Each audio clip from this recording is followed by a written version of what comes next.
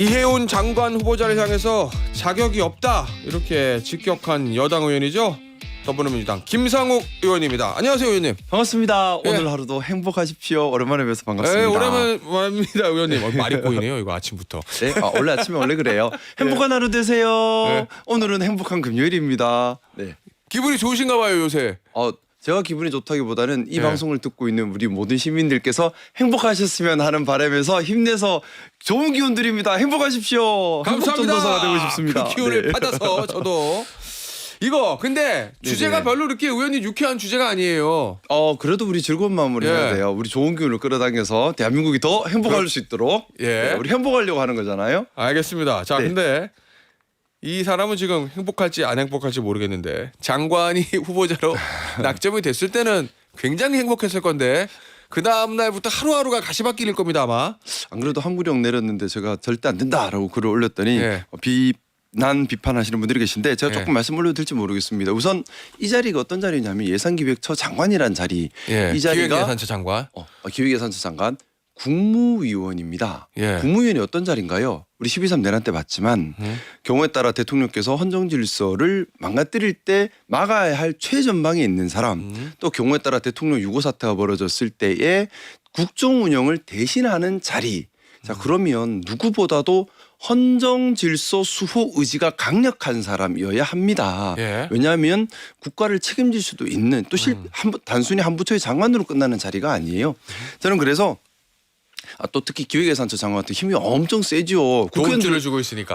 국회의원들한테도 갑오부터 갑이에요. 그래서 국회의원들이 소리 못 내는 거예요. 찍히면은 다음에 예산도 못 받는다 하면서 예. 눈치 보고 있는 건데. 자, 그래서 이제 저는 그렇게 생각합니다. 기획예산처 장관이 되려면 4가지 조건이 필요합니다. 저는 보수주의자, 원칙주의자라서 항상 기준을 생각하는데 예. 4가지 기준. 첫 번째, 강력한 헌정수호 의지가 있어야 합니다. 왜냐하면 국무위원이고 예. 또 경우에 따라 대통령 측을 정말 가까이서 보좌하는 자리이기 때문에. 두 번째, 국정 방향성을 대통령과 공유할 수 있어야 합니다. 이게 능력의 첫 번째죠. 왜냐하면 기획예산처 장관 국가의 미래를 기획하기 때문에 그렇습니다. 예. 세 번째는 재정에 관한 최고의 전문가여야 하죠. 그리고 네 번째 필요한 것이 도덕성이나 기타 여러 조건에 대해서 국민 수용성을 확보할 수 있어야 합니다. 자, 근데 네. 이해운 후보자는 네 가지 중에 하나도 안 들어가요? 저는 일단 이 4가지를 보는 기준 중에 예. 하나라도 꽈락이 있으면 안 된다고 보는 거예요. 우리 합격 시험과 똑같은 거예요. 하나라도 꽈락이 있으면 안 되는 거고 꽈락이면 가는 거죠. 꽈락이면 가는 거예요. 그리고 4개 다 합쳐서 합격점을 넘어야 되는 겁니다. 예. 그걸 국회에서 이제 검증하고 그걸 잘 검증하는 게 국회 일인 겁니다. 예. 자, 근데 첫 번째 헌법 수호 의지는 저는 꽈락이라고 봅니다. 왜 꽈락이냐? 그동안 이해훈 이 후보자가 해왔던 것들을 보면은 국민의힘 원외당협위원장인데 원외당협위원장 같은 경우는 아시겠지만 그렇게 대통령 탄핵 반대에 열심히 나섰던 사람들이 아니에요. 대부분 서울 쪽이다 보니까. 예. 근데 이 사람은 원외당협위원장임에도 불구하고 대통령 탄핵 반대에 정말 적극적으로 나섰어요. 세이브 코리아 집회도 나가고 한덕수가 문제가 되자 말자 한덕수 지키려고 뛰어나가고 100분 토론 나가서 윤석열 지키겠다고 소리 높이고 현수막 걸고 그리고 장관 지명 직전까지만 하더라도 예.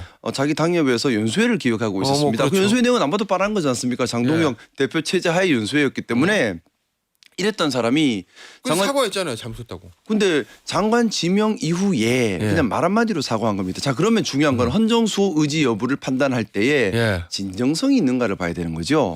그럼 이 진정성이라는 것은 국민들이 받아들일 수 있는 정도의 진정성이어야 하고 여기서 중요한 포인트 또 하나 있습니다. 뭐요? 이 사람이 기회주의자인가 아닌가를 봐야 하는 겁니다. 원칙주의자와 기회주의자는 다릅니다. 원칙주의자는 예. 자신의 원칙과 신념을 지키기 위해서 자신의 기득권과 이익을 다 버리고도 고립대원을 선택하는 게 원칙주의자인데 예. 기회주의자는 그게 아니죠. 자신의 이익을 위해서 원칙도 신념도 의리도 모든 걸 다 버리고 확확 바뀌는 사람인데 기회주의자는 본질상 무능력합니다. 왜냐하면 능력 있는 사람들은 기회주의자가 잘 안 해요. 예. 능력 없는 사람들이 주로 기회주의자를 하는데 이런 기회주의자는 특징이 당연히 헌정을 지키겠다라는 이 원칙을 위해 자신의 이익을 내려놓을 생각이 없는 사람인 거죠. 예. 그러면 기회주의자라고 판단되었다. 그래서 진정성이 없다고 판단되면 누구보다도 헌정수호 의지가 없다고 볼 수밖에 없는 거죠. 그러면 이분 같은 경우는 헌정수호 의지라는 과목에서 꽈락인 겁니다. 일단 꽈락. 네, 꽈락이니까 일단 안 되고. 진정성이 없다가 장관 하려고 그냥 갑자기 말 바꿨다 이런 말씀이시잖아요. 네, 이건 한마디로. 헌정수호 예. 의지가 하나도 없는 거예요. 진정성이 하나도 없는 거예요. 만약에 헌정이 알겠습니다. 위기에 예. 빠졌을 때에 가장 먼저 헌정을 파괴하고 자기 이익을 챙기려고 앞장설 수 예. 있는 위험인 그래서 아주 위험한 사람인 겁니다. 자, 1교시 꽈락. 예, 1교시 1교시 꽈락이면 나머지 2, 3, 4교시 볼 필요도 없긴 한데. 다 그런 2교시도 예. 꽈락이에요. 뭔데요? 어, 2교시가 뭐였죠? 2교시가 대통령과 국정 방향성을 공유하는가? 예. 대통령의 국정 방향성을 이 사람이 알겠습니까? 지금까지 그냥 반대파에만 있었던 사람인데 예. 이것도 꽈락이죠. 꽈락. 그리고 뭐 능력 부분은 제가 감히 전문가가 아니니까 예. 논하기는 어렵고 3교시는 모르겠어요. 3교시는 채점 불가, 채점 안 한다. 제가 채점자가 능력이 안 돼서 모르겠어. 그거는 제가 예. 죄송합니다. 채점자 능력이 부족해서 그렇고 4교시 4교시도 지금 4교시가 지금 논란이 되고 있는 거예요. 매일 터지는 의혹은 4교시 분야입니다. 예. 4교시 분야도 지금 이건 국민들이 받아들일 수 있는지가 핵심 기준이어야 돼요. 예. 근데 4교시도 지금 국민들께서 받아들이기 힘들 만큼 매일매일 각종 의혹과 비리가 다 터지고 있잖아요. 또 의원님 꽈락이죠. 봤을 때 뭐가 제일 문제예요? 뭐 다 총체적 문제던데. 그래도 도덕 여러 가지 나오잖아요. 뭐 지금 뭐 나올 수 있는 거 다 나온 것 같은데 매일매일 하나씩 터지는데 뭐 통일교도 터졌다면서요? 예? 통일교도 터졌다는 얘기 오늘 아침 들었는데. 한국일보에 단독 보도가 있었습니다. 그러니까 예. 이것도 이 정도면 통일교 받아들일 수 있겠습니까? 관계자한테 고위 관계자한테 네. 후원금, 고액 후원금 500만 원 개인한테 받는 500만 원이 최상한이잖아요. 네네네. 500만 원을 받았는데 네. 뭐 그 사람이 저 이혜원 의원 단순히- 지역구에 어떤 민원이 있었던 사람이다 뭐 이런 그러니까 얘기. 단순히 뭐 후원금을 500만 원까지 받을 수 있으니 500만 원 받은 거에 법적으로는 문제가 예, 없을 예. 수 있겠지만은 후원금을 받은 대가로 뭔가를 해줬다면 그건 이야기가 달라지는 거죠. 그렇죠. 예.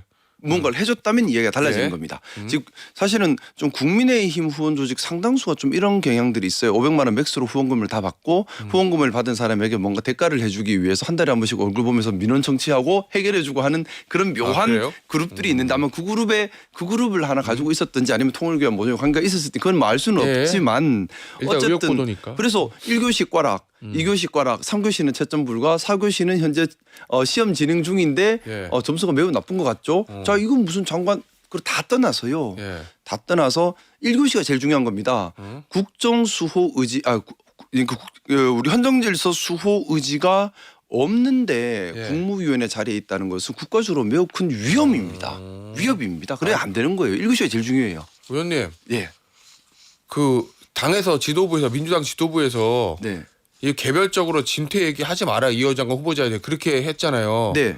의원님 괜찮아요? 안 괜찮죠. 또 무소속되는 거 아니에요? 이러다가? 뭐 그래도 할 말은 해야 합니다. 왜냐하면 이거는 말씀드렸던 것처럼 국무위원입니다. 자칫 잘못 임명하면 예. 국정에 아니 나라 자체에 큰 위협이 될 수도 있어요. 말씀드렸던 것처럼 경우에 따라 대통령께서 헌정 질서 이렇게 할 때 이거 헌정 질서 막아주는 우리 12.3 대란 때 봤잖아요. 국무위원이 어떤 역할을 하는지. 알겠어요. 근데 이걸 어떻게 가볍게 봅니까? 근데 괜찮지는 않을 거다. 의원님도 최선을 혼나는 거 다해서 아니에요? 당에 들어가서? 저는 돌아가서 뭐 하루하루 열심히 살고 싶습니다. 그래요? 아니 오늘 하루만 삽니다. 청문회가 19일에 하루 하잖아요. 19일 날 하잖아요. 네네. 근데 아마 1, 2, 3, 4교시 중에서 4교시가 제일 뜨거울 것 같긴 해요. 그죠? 근데 도덕성 저는 문제. 근데 1교시에 집중했으면 좋겠습니다. 아, 의원님은? 1교시 과연 이 사람이 뭐 지금 사과는 뭐 그냥 사과를 끝내는 형태의 사과를 한 것 같긴 한데 이게 과연 네. 진정성이 있는지 그 네. 진정성의 여부는 기회주의자인지 아닌지가 핵심 테마가 돼야 한다고 생각합니다. 이 4교시 관련해서 그런데 네. 이제 재산 형성 관련돼 가지고 어제도 또 하나가 오늘 아침 조간신문에 나온 거. 네. 이 반포에 있는 비싼 아파트. 요거 로또 청약이라고 불렸던 아파트인데 요거 당첨받을 때 네. 기혼 자녀를 미혼 부양 가족에 포함시켜서 꼼수 의혹 이게 제기됐거든요. 아 도덕성 물론 이제 결혼했는데 혼인 신고를 그때까지 안 한 거죠. 네, 뭐 예. 그럴 수도 있죠. 그럴 수도 그래서 이제 있긴 그 한데 의혹이 보도됐는데. 뭐 그럴 수도 있죠. 뭐 예. 근데 그건 기획예산처 장관 후보자로서는 적절치 않다고 생각을 합니다. 말 그대로 나라의 돈을 다 다루는 자리예요. 예. 나라의 돈을 다 다루는 자리. 그래서 사실 돈에 있어서만큼은 깨끗할 필요가 있다. 물론 한 10년 전에 아니 한 5년 전에 사고 친 건 모르겠습니다. 예. 근데 5년 이내에 문제가 있었다면 예. 그거는 현재까지도 문제가 있을 가능성이 있다고 볼 수밖에 없지 않을까 합니다. 알겠습니다. 하나 더 볼게요. 네. 김병기 의원. 네. 이혜원 장관 후보자는 결론 사퇴해야 된다 이거잖아요. 저는 사퇴해야 한다고 생각합니다. 김병기 의원은 결론적으로 일단 결론부터 어떻게 해야 된다고 보세요? 결론은 뭐 저는 이것도 마찬가지로 원칙이 뭔가를 생각하고 결론을 봐야 한다고 생각하는데 우리 정치의 나쁜 관행 중에 하나가 자꾸 꼬리 자르기 하려는 관행이 있어요. 뭐 터지고 나면 일단 꼬리부터 잘라버리려고 네. 해요. 저는 그래서는 안 된다는 생각입니다. 원칙은 뭐냐 어떤 일이 있었는지 정확하게 밝혀서 당에서 가능하면 끝까지 책임을 져서 잘못됐다면 제명을 해야죠.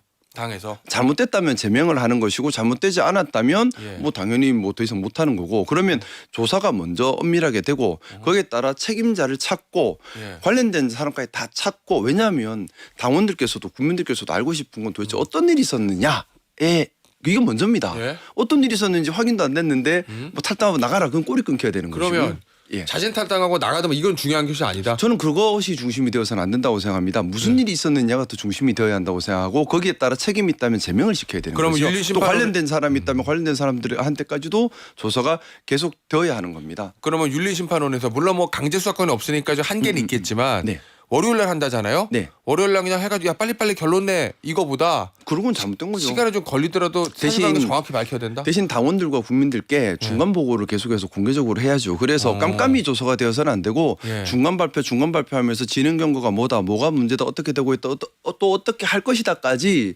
당원들과 시민들께서 알 수 있도록 설명해 가는 것은 당연히 해야 되는 것. 그래서 공개되고 공정한 절차로 어떤 일이 있었는지 조사를 하고 거기에 따라 책임자와 관련자까지 발본색원해 가는 것이 예. 자정기능이라 생각하고요. 제가 이 대목에서 이 부분 좀 말씀드리고 싶습니다. 요즘 안 그래도 저희 민주당에서 이런저런 일들이 있다 보니까 당원들께서 마음이 많이 다치고 계신데 예. 저는 우리 민주당이 정말 건강한 자정기능이 살아있구나라는 것을 보고 있어서 희망을 보고 있습니다. 도리어요. 예. 왜냐하면 민주주의라고 하는 것은 기본적으로 오류 가능성을 전제한 겁니다. 무오류성을 전제한 것은 예. 전체주의 독재에서는 하는 거예요. 스탈린, 히틀러, 북한의 김정은 예. 오류가 없는 신 같은 존재로 군림하면서 독재를 하는 예. 거거든요. 근데 민주주의는 그게 아닙니다. 아무리 유능하고 대단한 권력자 리더라 하더라도 항상 오류가 있죠. 오류가 있을 수 있다라는 전제하에서 남의 말을 귀담아 듣고 조율을 하는 거예요. 그래서 민주주의 대전제는 오류 가능성을 인정하는 것이고 이 오류가 발생했을 때 용기 있게 직시하는 것이 민주주의의 특징인데 이 민주주의가 제대로 작동하려면 자정 기능이 활발해야 합니다. 따라서 자정 기능이 활발한가 활발하지 않은가가 민주정당의 갈림길인데 국민의힘 같은 경우는 12.3 내란 이후에 반성도 제도를 하지 않고 문제가 많았음에도 불구하고 예. 자정 기능이 마비되고 자정 기능이 없지요. 그러다 보니까 쭉 망가지면서 가버린 거예요. 되돌아오지를 못하는 겁니다. 예. 그런데 우리 민주당은 어떻습니까? 문제가 발생하니까 당원 중심의 강력한 자정 기능이 작동하는 겁니다. 당원들께서 들고 일어나시면서 야 이거 그냥 넘어가서는 안 돼. 바로 잡아야 해. 발본사고는 해야 돼. 야 잘못된 자 처벌해야지. 우리가 바로 해야지. 자정 기능이 강력하게 작동하고 있어요. 예. 저는 그래서 우리 민주당이 정말 민주정당으로서 모범적인 자정 기능을 보여주고 있다. 이 부분에서 저는 좀 사실 희망을 많이 보고 있습니다. 알겠습니다. 자 그러면 자정 기능에 이 제대로 작동하려면 일단 현상 파악이 돼야 될 거 아니에요. 그렇죠. 이번 공천원금 의혹 있잖아요. 네. 의원님 이거 요새 이 단어를 많이 쓰는데 네네. 정청래 대표가 얘기해서 네. 그거 공천원금 의혹 네. 휴먼 에러입니까 시스템 에러입니까? 뭐 저는 휴먼 에러다 시스템 에러다 뭐 두 개 다 섞여 있겠죠. 완벽하게 시스템으로 검증을 했다면 예를 들어서 뭐 지역위원장이 예. 공천에 함부로 개입할 수 없다 하면 누가 헌금을 갖다 주겠습니까? 이거는 시스템 부분이라 생각을 하고요. 예. 그런데 아무리 시스템을 잘 갖춘다 하더라도 사람이 사고치면 또 방법은 없어요. 뭐, 예. 그래서 또 아무리 시스템이 나빠도 사람이 잘 하려고 하면 또 사고는 안 나겠죠. 그래서 사실은 시스템 에러와 휴먼 에러가 합쳐져서 난 사고일 수밖에는 없습니다. 예. 그런데 뭐 근본적으로는 사고를 낸 사람이 제일 큰 책임을 져야 되는 것이고 근데 우리 당에서도 이 시스템 부분도 지금 점검을 하는 것 같습니다. 그래서 대표적으로 시도당 위원장이 예. 공천 관련 기구에 참여하는 것을 원칙적으로 금지하도록 하겠다 이런 것들이 시스템을 고쳐 나가는 거지요. 저 이런 점들은 이제 시스템을 고쳐 나가는 것이고 마찬가지로 이것이 민주정당의 핵심 징표인 자정 기능이 활발하게 기능하고 있는 부분이다라고 보고 있습니다. 의원님 지난 공천 네. 강소금만의 일은 아닐 수도 있잖아요. 그렇죠. 다른 거 다 안 들여다봐도 되겠어요? 저는 그 부분에 대해서 필요하다면 봐야죠. 그러면 지금 필요한가를 생각을 해야 합니다. 예. 자, 필요한가를 봐야 되는데 근데 이 부분은 좀 조심스럽게 접근할 필요가 있습니다. 뭐냐면 잘못 남용되면 우리 당 안에 당내 권력 투쟁이 악용될 수도 있어요. 예를 들어서 경쟁자 제거 또는 뭐 프레임 만들어서 뭐 한쪽 뭐 좀 나와 경쟁되는 사람들을 다 뭐 점수 줘서 이런 식으로 악용될 수 있기 때문에 예. 신중하게 접근해야 되고 또 하나는 과연 할 수 있느냐의 문제도 있습니다. 현실적으로? 왜냐하면 이게 공선법 관련해서 6개월까지가 그거다 네. 보니까 지금 자료 남아 있는 게 별로 없는 걸로 알고 있어요. 회의록밖에 안 남아 있는데 그러면 네. 회의록 가지고 의혹만 만들어내고 사실 확인도 하지 못하면서 당내 경쟁자 척결에 당내 권력 투쟁 수단이 돼버리면 안 하려면 네. 못한 거죠. 그래서 이건 신중하게 접근해야 되고 필요하고 할 수 있다면 할 필요는 있는데 지금 그 단계는 아니다라는 것이 개인적인 생각입니다. 알겠습니다. 아유 말 빨리 하고 있어요. 오늘 할 게 많은 것 같고 시간은 없고 그래서 오늘 뭐가 이렇게 중요한 날인 것 네, 같아요. 근데 의원님. 시간이 없어서. 네. 네. 오늘 저 윤석열 전 대통령 마지막 결심 공판이에요. 네. 특검이 내란 특검 중에 오늘 구형하거든요. 네. 구형량 어떻게 예상하세요? 사실 이 얘기를 좀 길게 하고 싶어서 말을 예. 빨리 했습니다. 예. 구형량 지금 윤석열의 구형을 생각하려면 또 다시 원칙을 생각해야 됩니다. 적용되는 법이 뭐죠? 내란 수계, 예, 내란 예. 음모. 자, 예. 그러면 내란 수계와 내란 음모에 대해서 법정 구형과 선고형은 사형, 무기징역 두 가지밖에 없습니다. 그러면 예. 사형을 하는 것이 맞느냐, 무기징역을 하는 것이 맞느냐에 관해서 과거 선례가 어땠는지를 봐야 합니다. 자, 예. 과거 선례를 보면요. 전두환에 대해서는 1심에서 사형 구형, 사형 선고. 예. 그렇게 나왔죠. 나중에 2심, 3심 가서는 좀 바뀌긴 하는데 예. 그리고 더 중요한 건 고 김대중 대통령님 내란 음모 그리고 또 광주에 그때 김대중 대통령을 도우시던 정동연 선생님이라고 예. 계십니다. 그분도 사형, 구형, 사형 선고. 김대중 대통령님도 사형, 구형, 사형 선고. 근데 그분들이 뭔가 사실 액션한 건 한 개도 없어요. 또 지금 기록을 보면 증거가 한 개도 없어요. 네. 증거도 없는데 근데 이 내란 음모죄 같은 경우는 딱 두 가지입니다. 국헌 문란 시킬 목적 예, 예. 그리고 조직적 준비 또는 실행 예, 두 예. 가지거든요. 자 그러면 당시 증거도 없는데도 예. 국헌 문란 목적이 있었고 조직적 준비가 있었다라는 공소 사실만 가지고 사형 구형 사형 선고가 나갔습니다. 아무 실행도 없는데도요.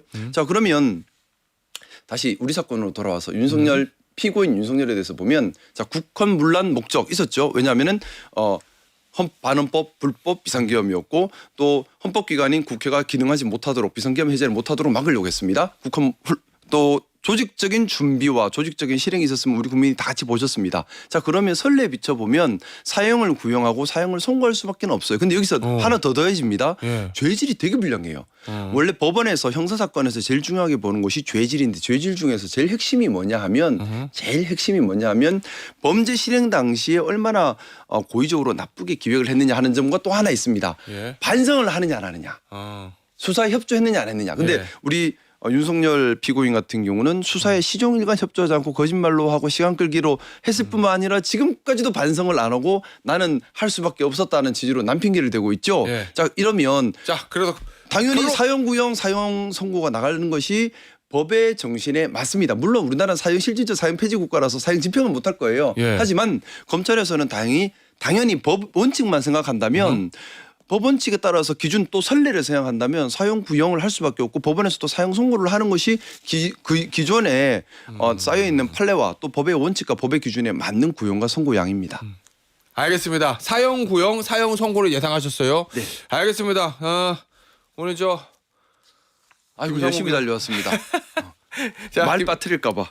예, 중요한 말씀 다 하셨어요. 예. 감사합니다. 예, 김상욱 의원님과의 인터뷰 여기서 마무리하도록 하겠습니다. 더불어민주당 김상욱 의원입니다. 감사합니다. 오늘 하루도 행복하십시오. 감사합니다.